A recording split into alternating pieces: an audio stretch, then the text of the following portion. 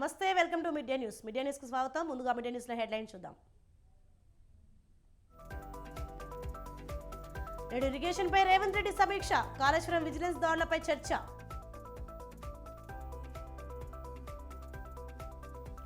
టీటీడీలో చేరున్న పార్థసారథి సాయంత్రం లోకేష్ తో సమావేశం.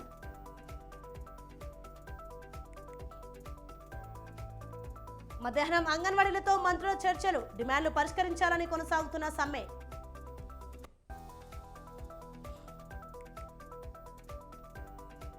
కొమరం భీం జిల్లాలో కొనసాగుతున్న టైగర్ సెర్చ్ ఆపరేషన్, పులి కోసం వెతుకుతున్న ఫారెస్ట్ సిబ్బంది.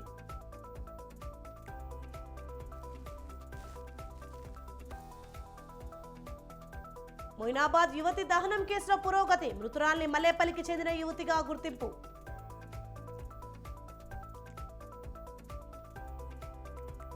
సమీపిస్తున్న అయోధ్య రాముడి ప్రతిష్టాపన, 11 రోజుల ప్రత్యేక అనుష్ఠానం పర్యటించనున్న మోదీ.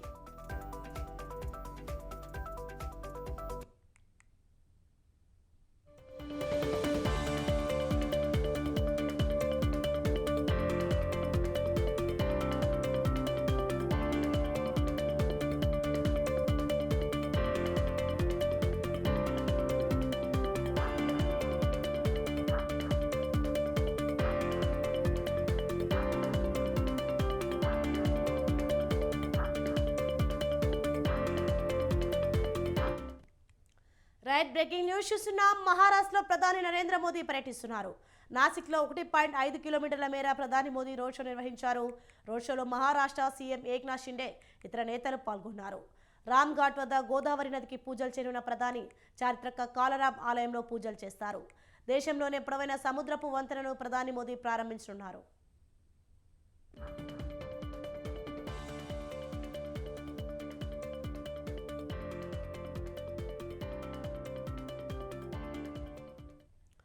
ముంబై ట్రాన్స్ హార్బర్ లింక్ ను ప్రారంభించనున్నారు మోదీ. మాజీ ప్రధాని అటల్ బిహారీ వాజ్పేయి దేశానికి అందించిన సేవలను గుర్తుగా ఈ బ్రిడ్జికి అటల్ సేతు అని నామకరణం చేశారు. ఈ అటల్ సేతు వంతెన నిర్మాణంలో పర్యావరణంపై ప్రత్యేక శ్రద్ధ తీసుకున్నారు.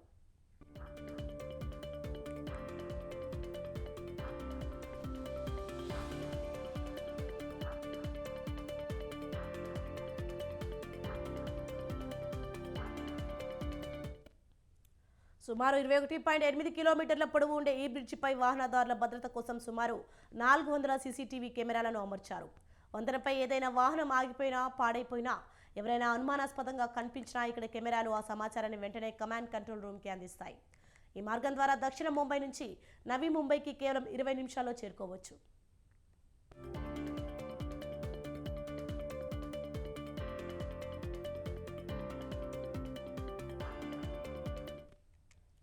గతంలో ఇదే దూరానికి దాదాపు 2 గంటల సమయం పట్టేది. మొత్తం 6 లైన్లతో ఈ బ్రిడ్జిని ఏర్పాటు చేశారు. 21.8 కిలోమీటర్ల పొడవు ఉండే ఈ బ్రిడ్జిలో సముద్రంపై 16.5 కిలోమీటర్లు, నేలపై 5.3 కిలోమీటర్లు ఏర్పాటు చేశారు. 2018లో బ్రిడ్జి నిర్మాణం ప్రారంభమైంది. సుమారు 18,000 కోట్లతో అత్యాధునిక హంగులతో అటల్ సేతు బ్రిడ్జిని ఏర్పాటు చేశారు.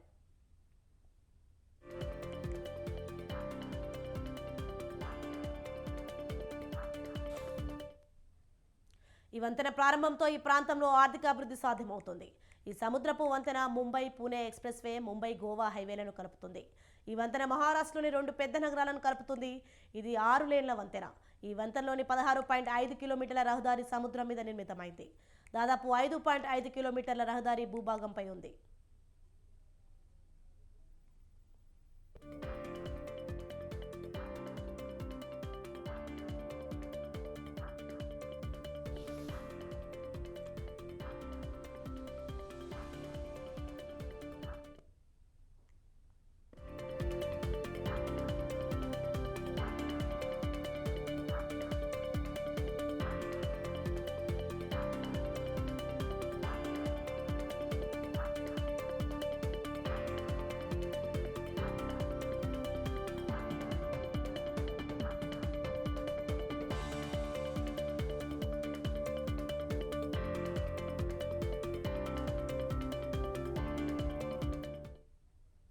సచివాలయంలో ఇరిగేషన్ శాఖపై ఉన్నత స్థాయి సమీక్షా సమావేశం జరగనుంది. మంత్రి ఉత్తమ్ కుమార్ రెడ్డి అధ్యక్షతన జరగనున్న ఈ భేటీకి సీఎం రేవంత్ రెడ్డి కూడా హాజరు కానున్నారు. కాళేశ్వరం ప్రాజెక్టు తాజాగా ఇరిగేషన్ శాఖ కార్యాలయంలో జరిగిన విజిలెన్స్ సోదాలపై చర్చించనున్నారు.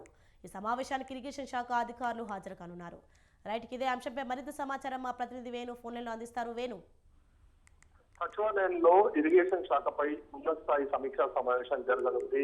ఈ సమావేశానికి సంబంధించి ఇటు మంత్రి ఉత్తమ్ కుమార్ రెడ్డి అలాగే ఇరిగేషన్ శాఖ అధికారులు హాజరు కానున్నారు. ప్రధానంగా ఇటీవల ఏదైతే కాళేశ్వరం ప్రాజెక్టు మేడిగడ్డ బ్యారేజ్ పిల్లర్లు కుంగిపోవడంపై విజిలెన్స్ ఎన్ఫోర్స్మెంట్ అధికారులు దాడులు చేయడం జరిగింది. ఏదైతే మేడిగడ్డ బ్యారేజ్ పిల్లర్లు కుంగిపోవడం అంశం పైన విజిలెన్స్ విచారణ కూడా ప్రభుత్వం ఆదేశాలు ఇవ్వడం జరిగింది. మేడిగడ్డ నుంచి హైదరాబాద్ వరకు ఉన్న 10 నీటిపారుదల శాఖల కార్యాలయాల్లో విజిలెన్స్ అధికారులు విస్తృతంగా తనిఖీలు చేశారు.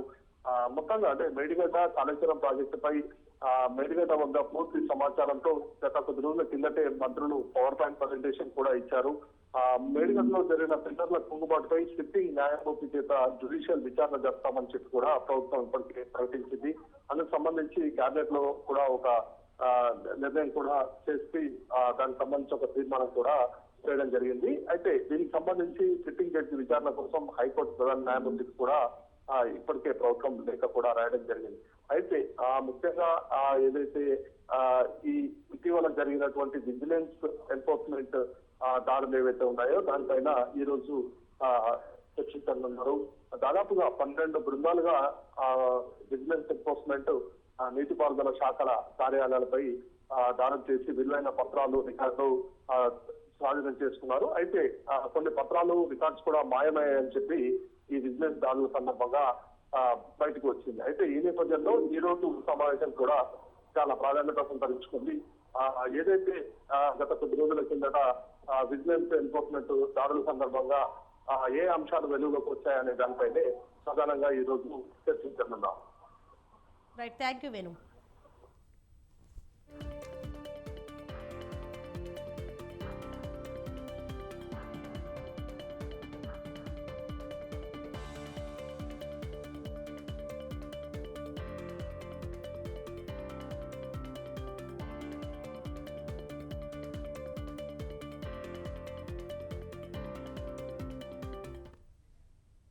వికారాబాద్ జిల్లా పూడూరు ఎంపీడీఓపై పరిగి ఎమ్మెల్యే రామ్మోహన్ రెడ్డి ఫైర్ అయ్యారు.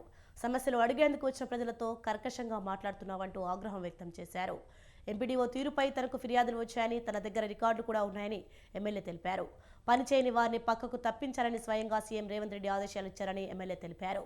తీరు మారకపోతే చర్యలు తప్పవని తేల్చి చెప్పారు ఎమ్మెల్యే రామ్మోహన్ రెడ్డి.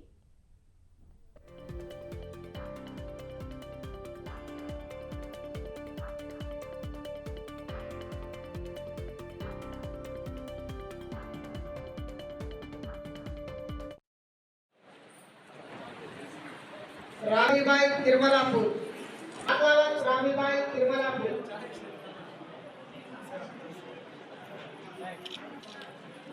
चाकली अनुसूजा चीलापुर, चाकली अनुसूजा, चाकली मंजुला चिंतापल्ली. పేద వర్గాల ఉన్నారు, వాళ్ళను మనం గుర్తించి వాళ్ళకు నిల్వ నీడ లేని వాళ్ళకు ఇల్లు ఇవ్వాలి, కష్టాల్లో ఉన్న వాళ్ళను ఆదుకోవాలి అన్న ఉద్దేశంతో ప్రభుత్వం నడుస్తుంది. అదేవిధంగా అధికారులకు కూడా చెప్తున్నాము, కొద్దిగా మీరు మర్యాదగా మాట్లాడి, నా దగ్గర రికార్డ్స్ ఉన్నాయి. మన ఎండిఓ గారు చాలా కర్కశంగా మాట్లాడుతున్నారు, నా దగ్గర రికార్డ్ చేసి పంపించారు. అట్లా మరొకసారి రావద్దు నా దగ్గర కంప్లైంట్ మీకు చెప్తున్నాను. ఎందుకంటే వీళ్ళే దేవుళ్ళ లాంటి వాళ్ళు ఉంటేనే మనం ఉన్నాం ఈరోజు. వాళ్ళు లేకుంటే మనం లేమే, ఈ కుర్చీల మీద లేము మనం. కానీ వాళ్ళు ఏదో కష్టాలు ఉండి వాళ్ళు వచ్చినప్పుడు వాళ్ళతో మర్యాదగా మాట్లాడాలి, వాళ్ళకి పనులు చేయాలి. మనతో కొన్ని అవుతాయి, కొన్ని కావు. అయితే అని చెప్పాలి, లేకపోతే పద్ధతి చెప్పాలి. ఇట్లా సిస్టమ్ ఉంటుంది, ఇట్లా ఉంటుంది, చేయాలని చెప్పాలి. వాళ్ళు కూడా సహకరిస్తారు, ఎవరు కూడా మీకు ఇబ్బంది పెట్టరు. హన్మకొండ జిల్లాలో విషాదం చోటు చేసుకుంది. ఎస్ఆర్ యూనివర్సిటీలో బీటెక్ సెకండ్ ఇయర్ చదువుతున్న విద్యార్థిని రాథోడ్ దీప్తి హాస్టల్ గదిలో ఉరివేసుకుని ఆత్మహత్య చేసుకుంది. మృతురాలి స్వస్థలం నిజామాబాద్ జిల్లా అని గుర్తించారు. సమాచారం అందుకున్న పోలీసులు సంఘటనా స్థలానికి చేరుకుని మృతదేహాన్ని వరంగల్ ఎన్జీఎం ఆసుపత్రికి తరలించారు. ఆత్మహత్య గల కారణాలపై పోలీసులు విచారణ చేపడుతున్నారు.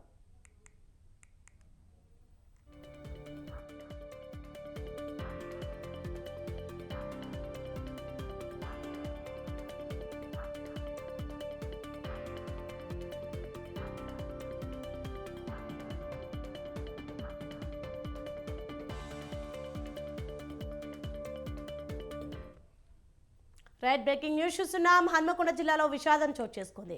ఎస్ఆర్ యూనివర్సిటీలో బీటెక్ సెకండ్ ఇయర్ చదువుతున్న విద్యార్థిని రాథోడ్ దీప్తి హాస్టల్ గదిలో ఉరివేసుకుని ఆత్మహత్య చేసుకుంది. మృతురాలి స్వస్థలం నిజామాబాద్ జిల్లా అని గుర్తించారు. సమాచారం అందుకున్న పోలీసులు సంఘటనా స్థలానికి చేరుకుని మృతదేహాన్ని వరంగల్ ఎంజీఎం ఆసుపత్రికి తరలించారు. ఆత్మహత్య గల కారణాలపై పోలీసులు విచారణ చేపడుతున్నారు. రైట్, ఇదే అంశంపై మరింత సమాచారం మా ప్రతినిధి వరంగల్ నుండి సుధాకర్ అందిస్తారు. సుధాకర్. గత కొద్ది రోజులను చూస్తే యూనివర్సిటీ జిల్లాలో విద్యార్థులను ఆత్మహత్య చేసుకోవడం పరంపర కొనసాగుతుంది జరుగుతుంది. గత రోజు కొద్ది రోజుల ముందు బాధ్య యూనివర్సిటీలో జరిగింది. ఈ రోజు వరంగల్ జిల్లాకు సంబంధించి అసంపర్తి మండలంలోని ఎస్ఆర్వి యూనివర్సిటీలో కూడా ఈ రోజు బీటెక్ సెకండ్ ఇయర్ చదువుతున్న దీప్తి రథోడ్ అనే అమ్మాయి నిన్న రాత్రి హాస్టల్ రూమ్ లో ఉరేసుకొని చనిపోవడం జరిగింది. దీనికి సంబంధించి ఈ రోజు ఉదయం తెల్లవారుజామున హాస్టల్ సిబ్బంది వెళ్లి డోర్ కట్టగా అసలు డోర్ ఓపెన్ చేయకపోవడంతో పాటు అక్కడ ఉన్న కొంతమంది సిబ్బంది అమ్మాయి డోర్ తీయట్లేదని చెప్పడంతో పాటు హాస్టల్ సిబ్బంది అయితే మొత్తం డోర్లు పగలగొట్టి అమ్మాయి అక్కడికే ఉరేసుకొని చనిపోయిందని చెప్పి చెప్పడం జరుగుతుంది. దీన్ని బట్టి చూస్తే ఈ అమ్మాయి ఆత్మహత్యనా లేకపోతే కాలేజ్ నుంచి ఎవరైనా వేయించినా లేకపోతే ఇంకేమైనా ఉన్నాయా అనే ఒక కోణంలో ఆలోచించాల్సిన పరిస్థితి ఉంది. దీనికి సంబంధించి పూర్తి వివరాలు తెలియడానికి కూడా పోలీసులు కూడా వారు కూడా ఈ యొక్క అమ్మాయిని నివాసంలో చేసి నిజామాబాద్ జిల్లాకు సంబంధించిన సమాచారం ఉంది. ఈ అమ్మాయి తల్లిదండ్రులు కూడా రాకపోవడంతో పాటు ఇప్పుడు వాళ్ళకి సంబంధించిన గాడి కూడా ఎవరు లేకపోయినా కూడా ఎంఎం మార్కెట్ తీసుకొచ్చి అమ్మాయిని పోస్ట్మార్టం లో బాడీని భద్రపరచడం జరిగింది. దీనికి సంబంధించి కూడా ఇటు విద్యార్థి సంఘాలు అయినా ఇటు విద్యార్థి సంఘాలు కానీ ఇటు పేరెంట్స్ కానీ, ఎందుకంటే అమ్మాయికి సంబంధించిన గార్డియన్స్ కానీ వాళ్ళ పేరెంట్స్ కానీ ఎవరు లేని టైంలో కూడా అమ్మాయి హాస్టల్ గది నుంచి ఊరేసుకుంటారు. అంటే హ్యాంగింగ్ చేసిన తర్వాత హాస్పిటల్ చలించడం వల్ల కొన్ని అనుమానాలు కూడా సాగు తీస్తున్నాయని చెప్పేసి ఇటు విద్యార్థి సంఘాలు డిమాండ్ చేస్తున్నాయి. ఇకనైనా కూడా ఇలాంటి చర్యలు జరగకుండా హాస్టల్ ఇటు యూనివర్సిటీ యాజమాన్యం పైన కానీ హాస్టల్ యాజమాన్యం పైన కూడా తగిన చర్యలు తీసుకోవాలని చెప్పడం జరుగుతుంది. స్థానికంగా ఉన్న అసంపర్తి పోలీసులు కూడా ఒకటే చెప్పడం జరుగుతుంది. దీనిపైన పూర్తి స్థాయి విచారణ చేపట్టినాక అమ్మాయి ఎందుకు అంటే హ్యాంగింగ్ చేస్తున్నాయా లేకపోతే ఆత్మహత్యనా హత్య అనే దానిపైన కూడా తెలియాల్సిన పరిస్థితి ఉంది. ఎందుకంటే దీనికి సంబంధించి మరికొన్ని విషయాలు కూడా తెలియాల్సిన పరిస్థితి ఉందని చెప్పేసి పోలీసులు కూడా విచారణ చేపట్టిన తర్వాత ఏది ఏమైందని చెప్పి కూడా కేసు నమోదు చేసిన తర్వాత పూర్తి స్థాయి సమాచారం తెలుసా అని చెప్తున్నారు. Right, thank you Sudhakar.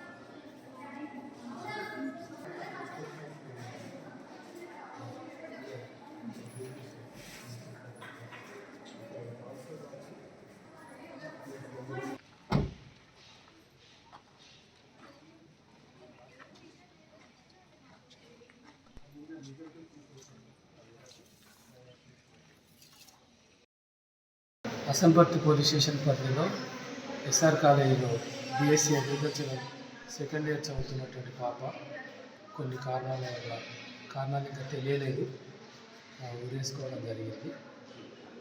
Deepti అనే పాప. దానిపైన విచారణ చేసి వాళ్ళ పేరెంట్స్ వచ్చిన తర్వాత విచారించి వాళ్ళ మీద కేసు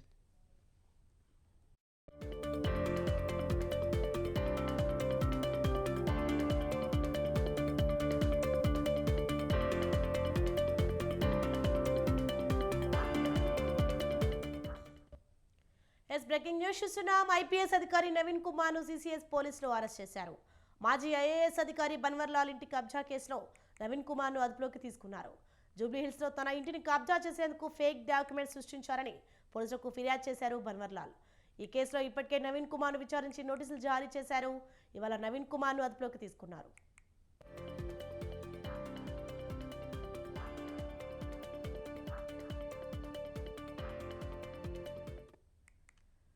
ఇదే అంశంపై మరింత సమాచారం మా ప్రతినిధి పవన్ ఫోన్ లైన్ లో అందిస్తారు. పవన్, చెప్పండి, ఐపీఎస్ అధికారి నవీన్ కుమార్ ను సీసీఎస్ పోలీసులు అరెస్ట్ చేశారు. అసలు ఏం జరిగింది, దీనిపైన అప్డేట్స్ ఏంటి? మాజీ ఐఏఎస్ బన్వర్లాల్ ఇల్లును కబ్జా చేయడానికి ఐపీఎస్ అధికారి నవీన్ కుమార్ ప్రయత్నించాడు. అంతేకాకుండా తప్పుడు డాక్యుమెంట్లు సృష్టించి తన ఇల్లును కబ్జా చేయడానికి కూడా ప్రయత్నించడానికి కూడా బన్వర్లాల్ పోలీసులకు కూడా ఫిర్యాదు చేశారు. పోలీసులు ఈ కేసు కూడా నమోదు చేశారు. నమోదు చేసి ఇన్వెస్టిగేషన్ కూడా చేస్తున్నారు. అయితే ఇందులో చూస్తే మాత్రము నవీన్ కుమార్ పూర్తిగా ఇందులో సంబంధించి తప్పుడు డాక్యుమెంట్ సృష్టించడం, అంతేకాకుండా ఈ ఇంటిని పూర్తిగా తన ఆధీనంలోకి తీసుకునే ప్రయత్నించినట్లుగా దీనికి సంబంధించి పోలీసులు విచారించి పూర్తిగా డాక్యుమెంట్ స్వాధీనం చేసుకొని ఇన్వెస్టిగేషన్ కూడా చేశారు. నవీన్ కుమార్ ని కూడా సిసిఎస్ సంబంధించిన పోలీసులు విచారణ చేపట్టారు. విచారణ చేపట్టిన దాని తర్వాత కూడా దీనికి సంబంధించి పూర్తి ఐపీఎస్ నవీన్ కుమార్ ని కూడా పోలీసులు అరెస్ట్ చేశారు. కొద్దిసేపటి క్రితం దీనికి సంబంధించి ప్రజెంట్ ఇంకా ఇన్వెస్టిగేషన్ నడుస్తుంది.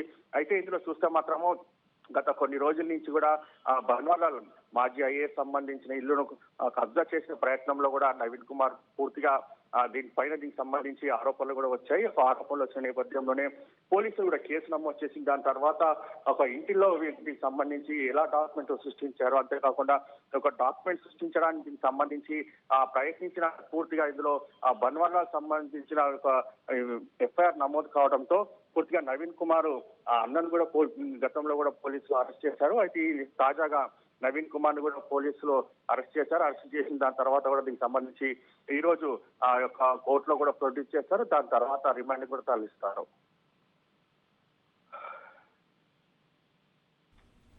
Hello, right, thank you Pawan.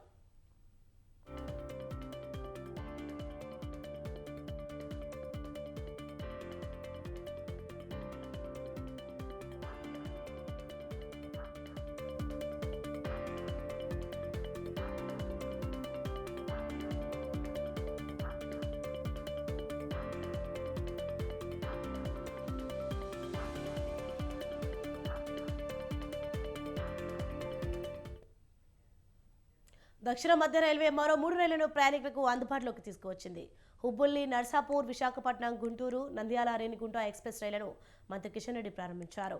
ప్రధాని మోదీ నేతృత్వంలో దేశవ్యాప్తంగా రైల్వే వ్యవస్థ ఎంతో అభివృద్ధి చెందిందని కిషన్ రెడ్డి అన్నారు. రైల్వేకు అత్యంత ప్రాధాన్యత ఇచ్చి 1000 కోట్లతో ప్రాజెక్టులు పూర్తి చేస్తున్నామన్నారు. జనరల్ బడ్జెట్లో రైల్వేను విలీనం చేసి ఆర్థికపరమైన సహకారం మోదీ అందిస్తున్నారన్నారు. రైల్వే మన దేశ సమగ్రతకు అద్దం పడుతుందని కిషన్ రెడ్డి అన్నారు. ఈరోజు ఒక సిక్కిం తప్ప అన్ని రాష్ట్రాలకు లాస్ట్ 9 years లో ట్రైన్ కనెక్టివిటీ ఇవ్వడం జరిగింది. ఎందుకంటే నార్త్ ఈస్ట్ ప్రాంతాలకు ఫ్లైట్ కానీ హెలికాప్టర్ కానీ వర్షాల కారణంగా ఇతరతర కారణంగా ఎప్పుడు ఆగిపోతుందో ఎప్పుడు వెళ్ళవుతుందో, కానీ అదే రైల్వే నెట్వర్క్ అయితే గ్యారంటీగా గమ్యం చేరుకుంటుంది. కాబట్టి ఈరోజు నార్త్ ఈస్ట్లో డెవలప్మెంట్ కాకపోవడానికి నెట్వర్క్ లేకపోవడం అనేటువంటిది, కనెక్టివిటీ లేకపోవడం అనేటువంటిది ప్రాబ్లం. బడ్జెట్ కేటాయింపు కూడా చాలా పెద్ద ఎత్తున పెంచాము. ఈరోజు ఎవ్రీ ఇయర్ అంటే లాస్ట్ ఇయర్ తీసుకున్నట్టయితే సుమారు 11,000 కోట్ల రూపాయలు ఒక్క నార్త్ ఈస్ట్ ప్రాంతాలకే రైల్వే నెట్వర్క్ పెంచాలనే దృక్పథంతో ప్రయత్నం చేస్తా ఉన్నామనే విషయాన్ని ఈ సందర్భంగా మనవిస్తా ఉన్నాం. టూరిజం ప్రాంతాలను కనెక్టివిటీ కానీ బీఆర్ఎస్ పార్టీని తిరిగి టీఆర్ఎస్గా మార్చాలని ఆ పార్టీ శ్రేణులు అధిష్టానం దృష్టికి తీసుకువెళ్తున్నారా? ఇటీవల జరిగిన అసెంబ్లీ ఎన్నికల్లో పరాజయం కావడంతో పార్టీ పేరు మార్పు ప్రధాన కారణమని పార్టీ శ్రేణులు భావిస్తున్నాయా? ఇంతకు పార్టీ పేరు మార్పుపై బీఆర్ఎస్ అధిష్టానం ఆలోచన ఏ విధంగా ఉంది? పార్టీ పేరు మార్పు సాధ్యమేనా? Watch the story.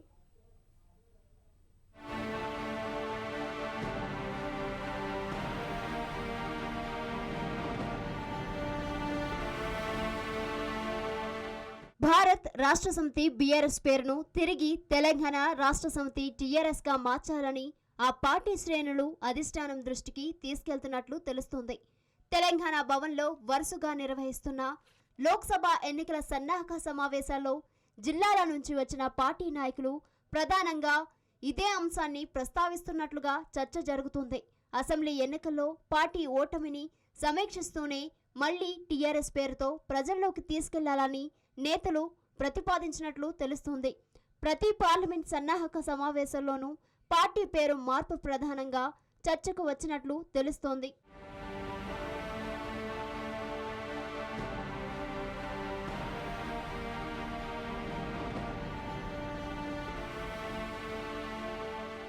గులాబీ పార్టీకి తెలంగాణ ఉద్యమ పార్టీగా ప్రజల్లో బలమైన గుర్తింపు ఉండేది. పార్టీ పేరులో తెలంగాణను తొలగించి భారత్ చేర్చడం వల్ల సెంటిమెంట్ పై ప్రభావం చూపిందనేది కార్యకర్తల వాదన.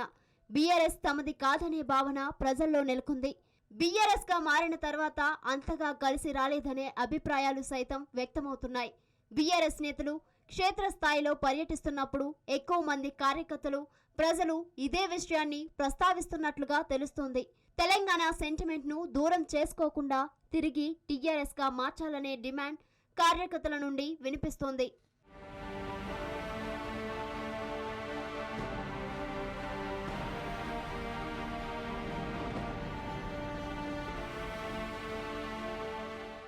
ఒకవేళ జాతీయ స్థాయి రాజకీయాల్లో బీఆర్ఎస్ ఉండాలనుకుంటే దాన్ని అలాగే ఉంచి రాష్ట్ర రాజకీయాల కోసం టీఆర్ఎస్ను తెర మీదకి తీసుకొచ్చే విషయాన్ని పార్టీ అధిష్టానం ఆలోచించాలని కోరుతున్నారు. ఎన్నికల ముందు పార్టీ పేరు మార్చడంతో తెలంగాణ మూలాలను దెబ్బతీసినట్లయిందనే భావన వ్యక్తమవుతుంది.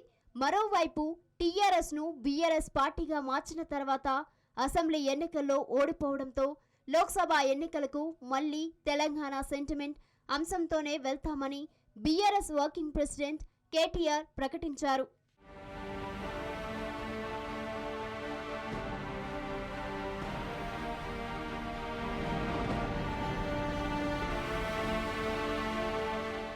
గులాబీ బాస్ కేసీఆర్ రాజకీయ ప్రయోజనాలను దృష్టిలో ఉంచుకుని కార్యకర్తలు పార్టీ శ్రేణుల విజ్ఞప్తి మేరకు బీఆర్ఎస్ను టీఆర్ఎస్గా మారుస్తారా లేదా బీఆర్ఎస్ పార్టీగానే కొనసాగిస్తారా అనేది పార్లమెంట్ ఎన్నికల తర్వాత తేలనుంది.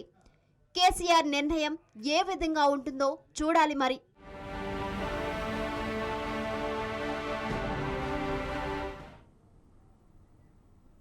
ఎన్నికలకు ఇంకా సమయం ఉన్నా ఏపీలో ఎన్నికల హడావుడి కనిపిస్తోంది. విశాఖ జిల్లా పెందుర్తి నియోజకవర్గం వైసీపీ టికెట్ కోసం ఆ party sitting MLA Annapareddy Adeep Raj ప్రయత్నిస్తున్నారు. అయితే మంత్రి గుడివాడ అమర్నాథ్కు అనకాపల్లి టికెట్ కాకుండా పెందుర్తి సీట్ ఇవ్వాలని చూస్తున్నట్లు తెలుస్తోంది. టీడీపీ జనసేన కలిసి ఎన్నికల బరిలోకి దిగుతున్నాయి. టీడీపీ నుంచి మాజీ మంత్రి బండారు సత్యనారాయణ, జనసేన పార్టీ నుంచి పంచకల రమేష్ బాబు పేర్లు వినిపిస్తున్నాయి. ఇద్దరు టికెట్ ఎవరికి వచ్చినా కలిసి పనిచేస్తామని ఇరు పార్టీలు తెలియజేస్తున్నాయి.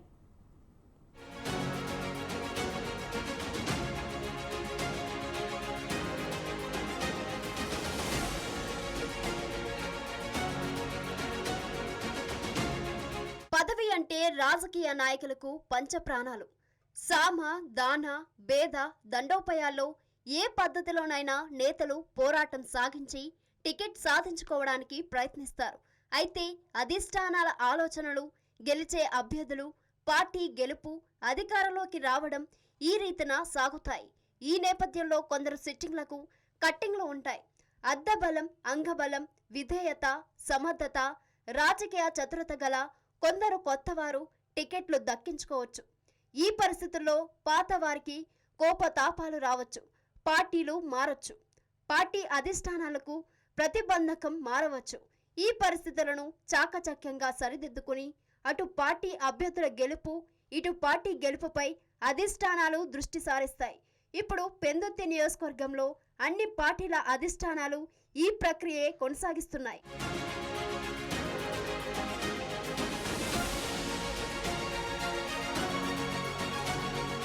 వచ్చే ఎన్నికల్లో మరోసారి విజయం సాధించే దిశగా ఏపీలో అధికార పార్టీ వైసీపీ అడుగులు వేస్తుంది.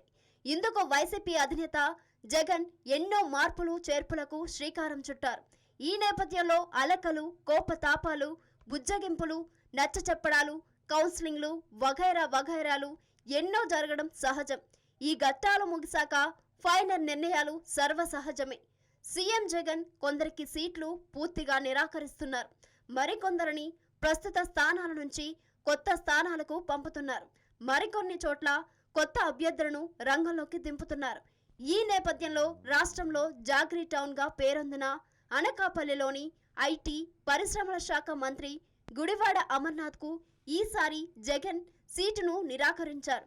అనకాపల్లిలో భరత్ కుమార్ అనే కొత్త అభ్యర్థికి జగన్ సీటును కేటాయించారు. ఈ మేరకు కొద్ది రోజుల క్రితం విడుదల చేసిన రెండో జాబితాలో భరత్ కుమార్ పేరు చోటు చేసుకుంది. అమర్నాథ్తో పాటు భరత్ కుమార్ సైతం కాపు సామాజిక వర్గానికి చెందినవారే.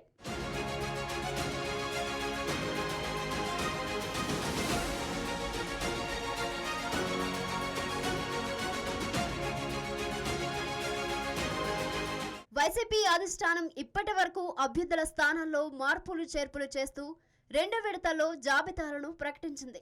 అయితే ఐటీ, పరిశ్రమల మంత్రి గుడివాడ అమర్నాథ్కు మాత్రం ఇంతవరకు సీటు కేటాయించలేదు. గుడివాడ అమర్నాథ్ను ఆయన ప్రస్తుతం ప్రాతినిధ్యం వహిస్తున్న అనకాపల్లి నుంచి కాకుండా పక్కనే ఉన్న పెందుర్తి నియోజకవర్గం నుంచి బరిలోకి దించుతారని అంటున్నారు. ప్రస్తుతం పెందుర్తి నుంచి వైసీపీ ఎమ్మెల్యే అన్నపురెడ్డి అదీప్ రాజ్ ప్రాతినిధ్యం వహిస్తున్నారు. ఈసారి ఆయనకు సీటు దక్కదని అంటున్నారు. పెందుర్తిలో అధికంగా వెలమ సామాజిక వర్గం, కాపు సామాజిక వర్గాల ప్రజలే ఉన్నారు. గతంలో పెందుర్తి ఎమ్మెల్యే బరిలో ఉన్న వారందరూ ఈ రెండు సామాజిక వర్గాలకు చెందిన వ్యక్తులే. మంత్రి గుడివాడ అమర్నాథ్ అనకాపల్లి ఎమ్మెల్యేగా 2019లో మొదటిసారి ఎమ్మెల్యేగా గెలుపొందారు.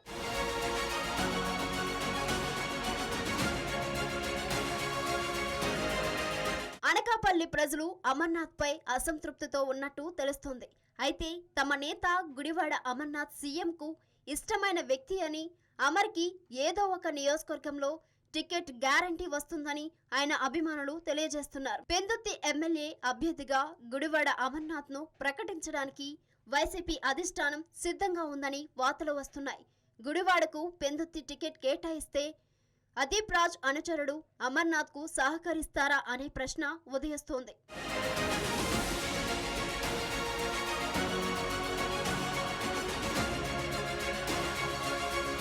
మరోవైపు టీడీపీ జనసేన జతకట్టి 2024 ఎన్నికల్లో పోటీకి రెడీ అవుతున్నాయి.